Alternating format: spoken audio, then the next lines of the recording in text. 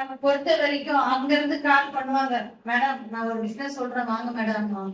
Madam வேணாம் madam, எனக்கு health சரியில்லை, அதனால எனக்கு வேணாம் அப்படின்னு சொல்லிட்டே இருப்பேன். சரி லாஸ்ட்ல எத்தனை நாளைக்குதான் வேணாம் வேணான்றது, சரி பார்க்கலாம் இந்த பிசினஸும் பார்த்துலாம் அப்படின்ற மாதிரி ஓகே மேடம் அப்படின்னு. ஆனா நீங்களும் சரி ஆபீஸ்ல போயிட்டு நீங்க பாருங்க, எம்டி சார் போய் பாருங்கன்னு சொன்னாங்க. எம்டி சார் பாக்குறதுக்கு பாத்தீங்கன்னா நானும் எங்க ஹஸ்பண்ட் மட்டும் தான் வந்தோம். இவங்க திருப்பதியிலே தான் இருந்தாங்க. ஆனா வந்து பார்த்துட்டு நான் பேசும்போது நல்லா இருந்தது. என்ன நல்லா இருந்ததுன்னா, ரியோ மார்ட் வந்து லீகல் புடிச்சிருந்தது. எப்படின்னு பாத்தீங்கன்னா 1,60,60,000 ரூபாய் கிடையாது ஒரு ஐடி. 1,600 ரூபாய்க்கு ப்ராடக்ட் தான் போறோம். 2,600 ரூபாய்க்கு மளிகை சாமான் தான் வாங்க போறோம். நம்ம யாரையும் ஏமாத்தல, பொய் சொல்லல. எங்கேயோ வாங்குற காலமா வாங்குற ஒரு மளிகை சாமானத்தை கீழே இறங்கிட்டுங்களா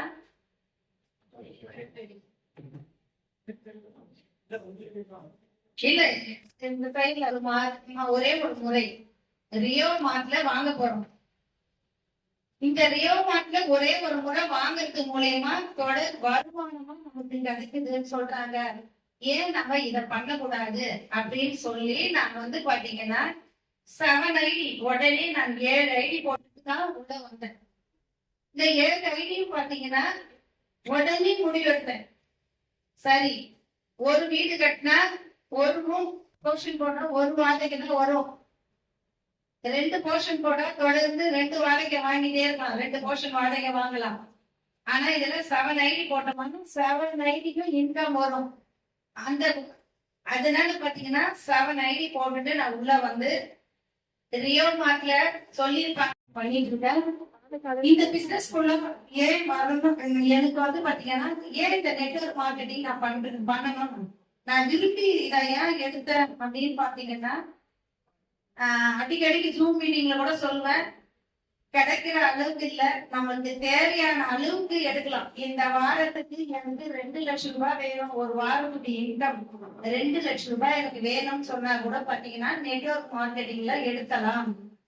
ஆனா வேலைக்கு போனா அந்த அளவுக்கு சம்பாதிக்க முடியாது.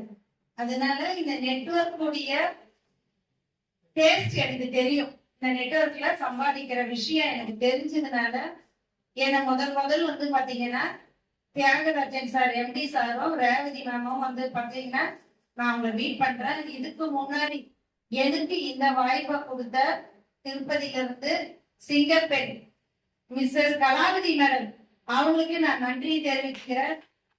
கைத்துப்புங்க நியூ டெஸ்ட் அவங்களுக்கு ஒரு கிளாப் பண்ணலாம். முதல்ல வந்து அவங்களுக்கு ஒரு வரத்தை கிளாப் பண்ணலாம். அவங்க கொஞ்சம் ஃப்ரண்ட்ல வந்து கூட நல்லா இருக்கும், லீடர்ஸ் கொஞ்சம் பேக்ல போனாலும் நல்லா இருக்கும். அவங்களுக்கு ஃபர்ஸ்ட் முக்கியத்துவம் கொடுங்க, ஃப்ரண்ட்ல உட்காரட்டும். ஏன் சொல்றேன்னு பாத்தீங்கன்னா, இந்த பிசினஸ் பொறுத்த வரைக்கும் எவ்வளவு பிசினஸ் பண்றாங்க. இந்த ரியோ ஒரே விஷயம் சொல்லியிருக்காங்க, எல்லாருக்கும் தெரிஞ்சிருக்கும். ஒரு வாரத்துக்கு எவ்வளவு சம்பாதிக்கலாம்னு சொன்னாங்க. யாருக்கும் தெரிஞ்சுங்க சொல்லுங்க, ஒரு வாரத்துக்கு எவ்வளவு சம்பாதிக்கலாம்? எழுதி போட்டா 40,000 ரூபாய் சம்பாதிக்கலாம்னு சொல்லியிருக்காங்க. குறைஞ்சபட்சம் எவ்வளவு சம்பாதிக்கலாம்? அதிகபட்சம் ஒரு வாரத்துக்கு ஒரு ஐடி போட்டா 40,000 ரூபாய். 300 ரூபாய் யார் சொன்னது? 400 ரூபாய் இருந்து 1,600 ஐடியில வந்து பாத்தீங்கன்னா 30 டிவில 300 ரூபாயில இருந்து குறைஞ்சது 40,000 ரூபாய் வரைக்கும் சம்பாதிக்கலாம். ஓகேங்களா? இந்த 40,000 ரூபாய் சம்பாதிக்கலாம்னு சொன்னாங்க இல்லைங்களா? அப்போ ஒரு ஐடி போட்டா சீலிங் 40,000, 7 ஐடி போட்டா எவ்வளவுங்க? 2 லட்சத்துக்கு சார் ஒரு கிளாப் பண்ணலாம். கரெக்டா சொல்றாரு, மனசுல ஆனந்தி தனமா படிச்சிச்சு. 2,80,000 அப்புறம் மாத்துக்கு எடுக்கணும். 2,80,000 ரூபாய் சம்பாதிக்கணும்னா நாம ஒரு ஓனா ஒரு பிசினஸ் ஆரம்பிச்சா நாம இன்வெஸ்ட்மெண்ட் எவ்வளவு வேணும் கொஞ்சம் யோசிச்சு சொல்லுங்க. எனக்கு கொஞ்சம் கோஆபரேட் பண்ணாதான் 2,80,000 ரூபாய் ஒரு வாரத்துக்கு லாபம் கிடைக்கணும்.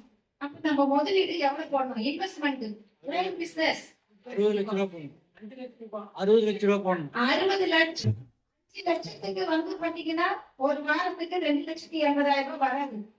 நீங்க எங்க வேணா கேட்டு பாருங்க. 60 லட்சம் 70 லட்சம் போனா கூட பாத்தீங்கன்னா அந்த கம்பெனில லாபம் மட்டும் வரும்னு சொல்ல முடியுமா? சொல்ல முடியுமா? 2 கட்டம் தான் அந்த பிசினஸ் ஓடிட்டு இருக்கோம். லாபமும் வரும்னு சொல்ல முடியாது. எப்ப எந்த நேரத்துல நஷ்டம் வரும்னு சொல்ல முடியாது. அது மாதிரி சூழ்நிலையில தான் உண்மையே சொல்றேங்க. அந்த பிசினஸ் பண்றவங்களை போய் பாருங்க, தண்ணி குடிக்கிறது கூட நேரம் இருக்காது. அப்படி ஏஞ்சி போயிட்டு நமக்கு கஸ்டமர் வருவாங்களா அப்படின்னு கண்ண விளக்கணை ஊத்திட்டு அப்படியே உக்காந்துட்டு இருக்காங்க. பிசினஸ் மேனுங்க வந்து சரியான தூக்கம் கிடையாது, எங்க போக முடியாது. நம்ம நினைச்சா அந்த ரியோ மார்க்கெட் பண்ணலாம். நினைச்சா பாத்தீங்கன்னா எல்லாமே டைமிங் எல்லாம் கிடையாது. எல்லாமே உங்களுக்கு இங்க வந்திருப்பாங்க எல்லாருக்குமே தெரியும். இந்த ரியோ மார்ட்ல 300 ரூபாயில இருந்து 40,000 ரூபாய் வரைக்கும் சம்பாதிக்கலாம்னு சொல்லியிருக்காங்க. ரியோ மார்ட்னா என்னங்க? Real income opportunity. Amazon, Flipkart, Meesho இருக்கு இல்லைங்களா, அது ஒரு ஆப். அதே சேம் ஆப் தான் rioMart.com ஸ்டோர் பிரைவேட் லிமிடெட். அந்த ஆப்ல போய் மிளகாய் தனியா வாங்கினா எந்த வருமானம் வராது. அமேசான்ல போய் சுடிதார் வாங்கினா எந்த வருமானம் வராது. ஆனா இந்த ரியோ மார்ட்ல ஒரே ஒரு டைம் தான் நான் சாரி தான் எடுத்தேன். அந்த சாரி மூலமா பாத்தீங்கன்னா இன்னைக்கு கம்பெனிலேயே முதல் சீலிங் அச்சவர் நான் தான். ஒரு வாரத்துக்கு 40,000 ரூபாய் சம்பாதிச்சிருக்கேன்னு சொல்றேன். இந்த சவுண்ட் போடுங்களா கிளாப்? கொஞ்சம் யோசிச்சு பாருங்க. ஒரு வாரத்துக்கு 40,000 ரூபாய் நீங்க கொடுக்க அடுத்த மாதம் 2,80,000 ரூபாய் கிடைக்குமா? அப்படி இந்த அருமையான பிசினஸ் நாம பண்ணக்கூடாதுன்னு எடுத்து பண்ணிட்டு இருக்கா. இந்த பிசினஸ் எனக்கு ரொம்ப பாத்தீங்கன்னா உண்மையே எனக்கு என் ஹஸ்பண்ட் கிடைச்சது காட் கிஃப்ட். ஏன்னு சொல்றேன்னா நான் இது வரைக்கும் தனியாவே எங்க போக மாட்டேன். எங்க போனாலும் திருப்பதி போகணுமா 2 வீலர்லயே கூட்டிட்டு போவாரு. காலாஸ்திரி போகணுமா 2 வீலர்லயே போறாரு. நாங்க சுத்தாத இடமே கிடையாது. நீங்க நம்புங்க நம்பாடி போங்க. சென்னையில இருந்து காலாஸ்திரி, நகிரி, புத்தூர்,